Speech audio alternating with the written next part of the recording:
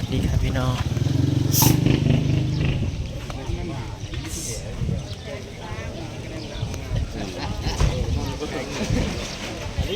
นะโมตัสสะพนมมือขึ้นเอาจับกระดาษให้ขึ้นด้วย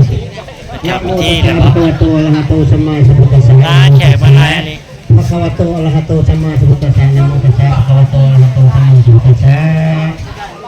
สัพเพกาเมสมุเขกิเลสิกานะปะเตจันตังนิเกมาเนติเกนะเท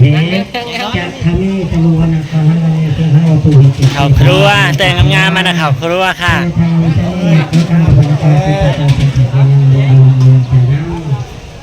สิมาย่อข่าวย่อแขกย่อข่าวย่อหน้า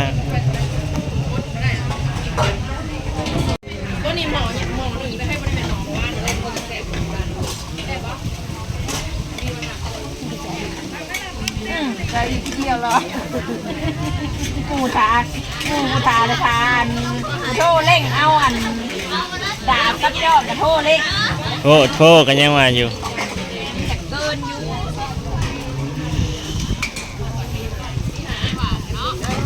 นี่จะเป็นบรรยากาศทางโรงครัวพี่น้องเนาะทางโซนอาหารเฮาเสิร์ฟแขกเสิร์ฟอาหาร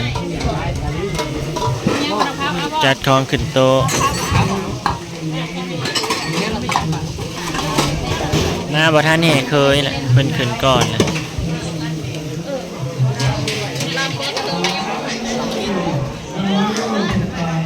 โอ้ยขออนุญาตครับไปทางหน้าแล้วกันโอ้ย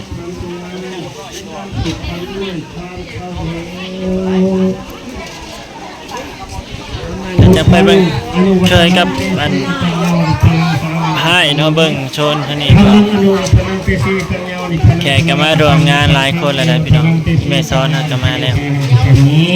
ตุติยปีพุทธังอนุวัฒนังเตสิตังโยนิพนังสนังกัสสามิตุติยปีธัมมังอนุวัฒนังเตสิตังโยนิพนังสนังกัสสามิตุติยปีสังฆังอนุวัฒนังเตสิตังโยนิพนังสนังกัสสามิตุติยปีพุทธังอนุวัฒนังเตสิตังโยนิพนังสนังกัสสามิตุติยปีธัมมังอนุวัฒนังเตสิตังโยนิพนังสนังกัสสามิตุติยปีสังฆังอนุวัฒนังเตสิตังโยนิพนังสนัง เดี๋ยวต่อไปเบิ่งไพ่กับเคยก่อนข้างในเนาะมาบ่ท่านนี่เคยซ้ำกำลังข่าวพิธี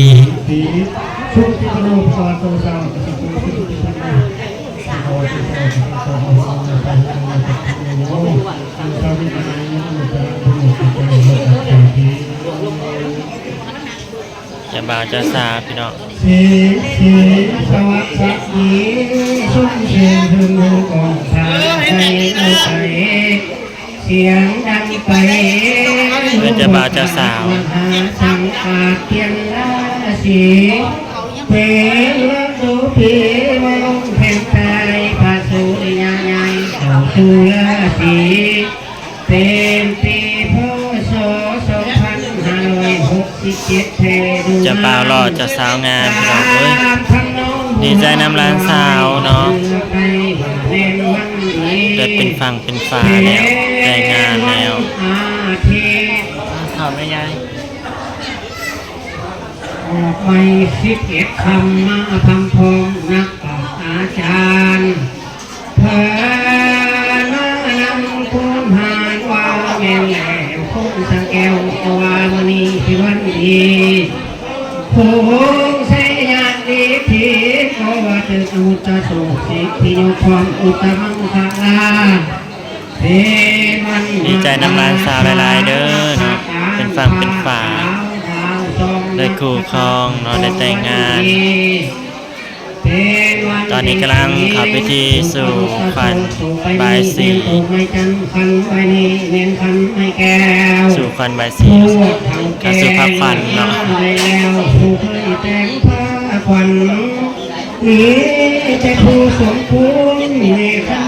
ตอนนี้งานยืนเด้อพี่น้องเด้ออย่าว่าหนูเด้อขอได้พากันได้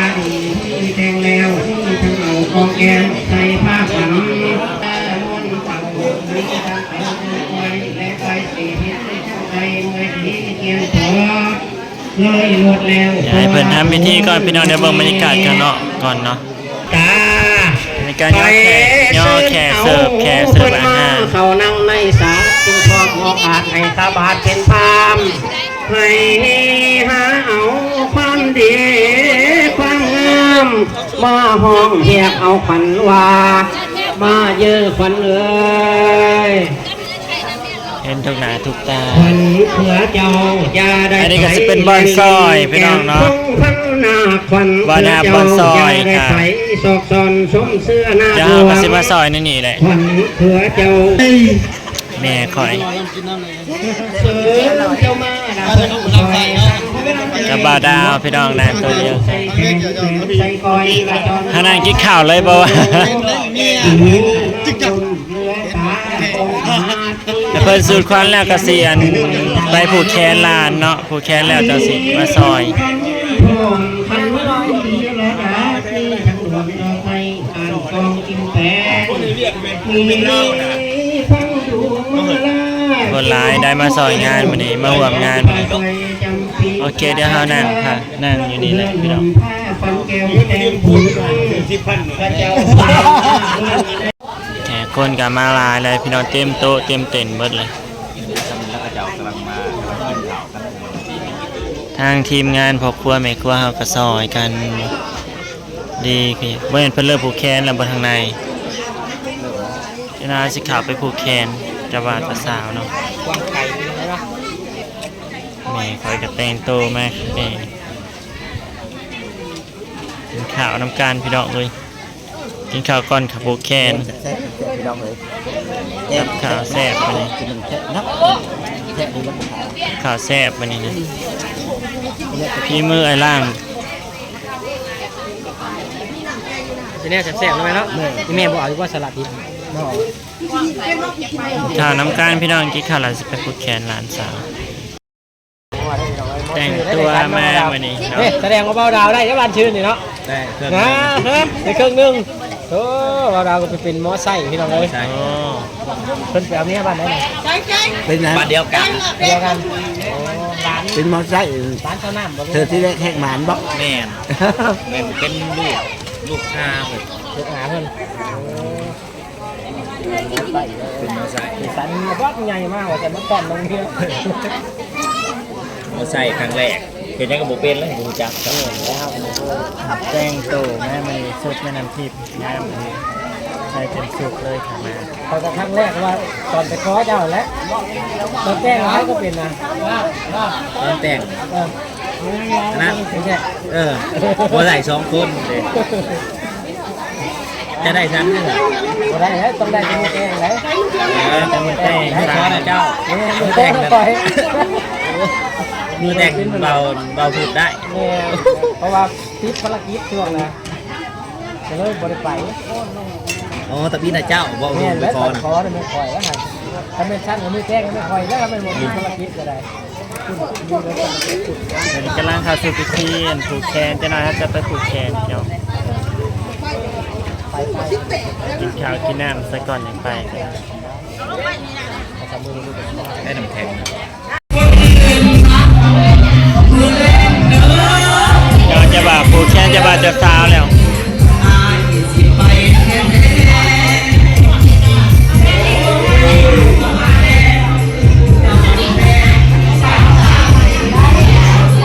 สมบัติสมาปูญา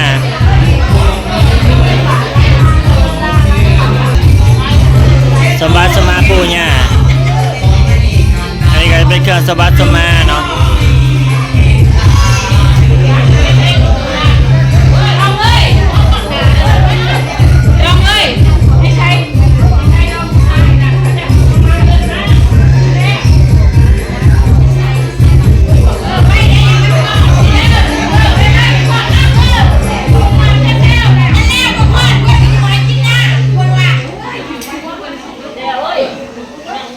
อันนี้พ่อจะบ่าวบ่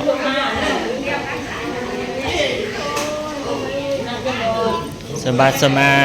ปู่ย่าตายายเนาะนี่ก็จะเป็น ไปใส่มาให้สองก่อนไข่ทุกมาให้ เป็นกินข้าวเพราะพอคิดว่าเขาจะเอาไว้ขนาดนี้ ตอนนี้ก็จะไว้ ประธานช็อตบอลใครบอกเป็นหยัง แม่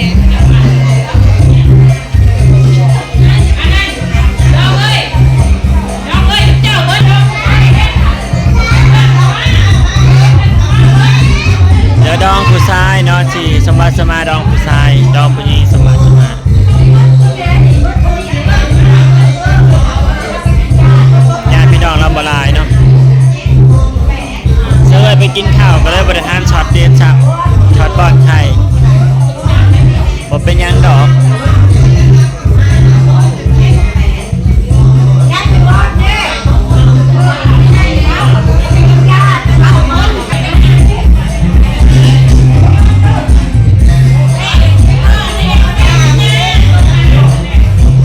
อันนี้คือเจ้าสาวเนาะได้หน้าก้าวผมเลยก็งามพี่น้องงามเป็นเมื่อที่งามที่สุดเลย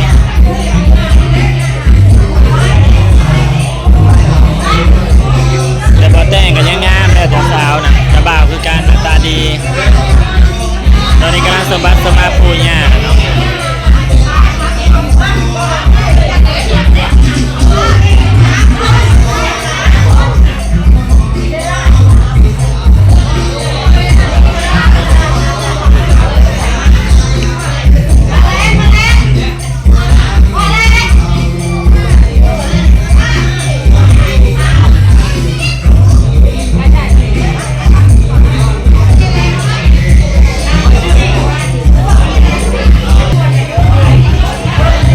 สบายสมาบ้านเนาะอันนี้จะเป็นฮิตของประเพณีของเฮาเนาะ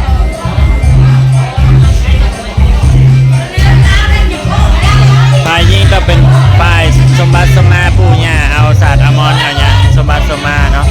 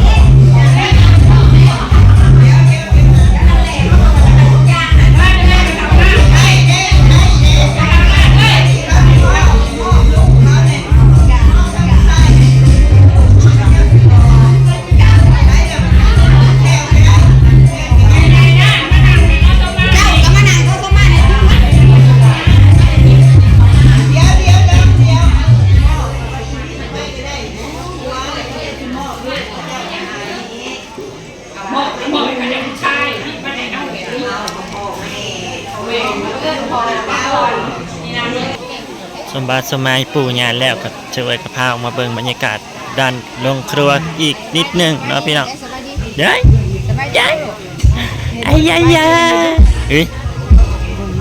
เฮ้ย สบายดีนะแม่สบายดี โอ้ย สบายดีเห็นอะไรสบายดีนะ อ้าย นบเห็นอะไรนบ อ้าย อย่าจกปากนู่ เฮ้ยเอ้ยเขินเอ้ยเคี้ยวใส่กันคนละไม้คนละมือพี่น้องเอ้ย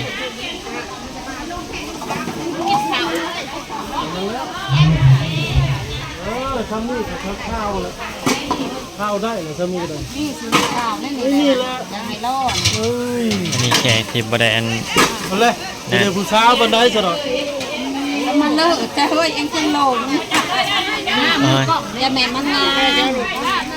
ถ้าย่อมเจ้าพ่อพระบาททั้งบาท บ่มีบาทเลยเดี๋ยวนี้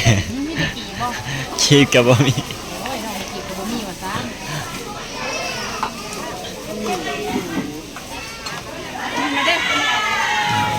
เก็บซอยกันบัดนี้พี่น้อง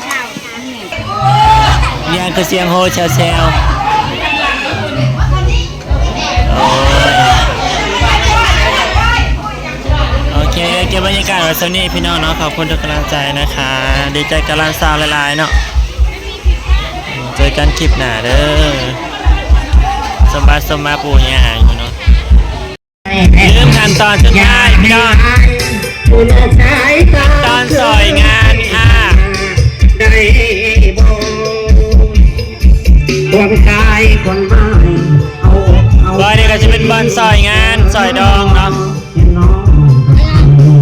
หลอกล้อตัวเองใจขอไปผู้นั้นมอง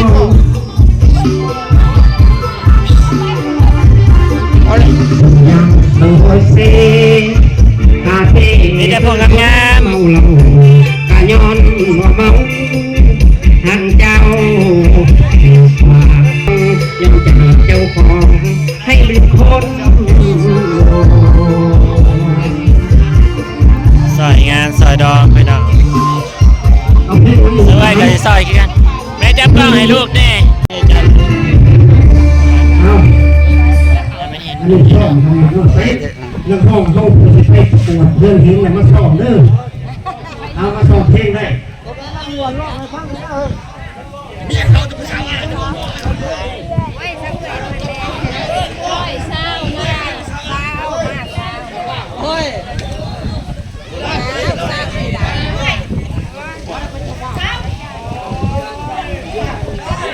โอเคจบบรรยากาศวันนี้พี่น้องซอยงานซอยงานเรียบร้อยเสร็จสับแล้ว ดีใจกับร้านซาวหลายๆเนาะจะเป็นฝั่งเป็นฝาแม่นซอยแล้วนะทำอะไรผูกแขนเปิดกับซอยอยู่นอกนี่แทนเนาะบัดนี้ก็เปิดเต้นบัดนี้เฮากันเต้นบาท2 บาทแล้วก็ไปเวียกต่ออีกงานอีกงานหนึ่งเนาะโอเคขอเก็บบรรยากาศวันนี้เด้อพี่น้องเด้อขอบคุณทุกกำลังใจนะคะก็ฝากเป็นกำลังใจต่อไปในเด้อพี่น้องเด้อฝากเบิ่งฝากชมต่อไปในเด้อขอบคุณหลายๆเด้อค่ะขอบคุณคุณแม่ทุกท่านนะคะขอบคุณผู้ใหญ่ใจดีทุกท่านนะคะ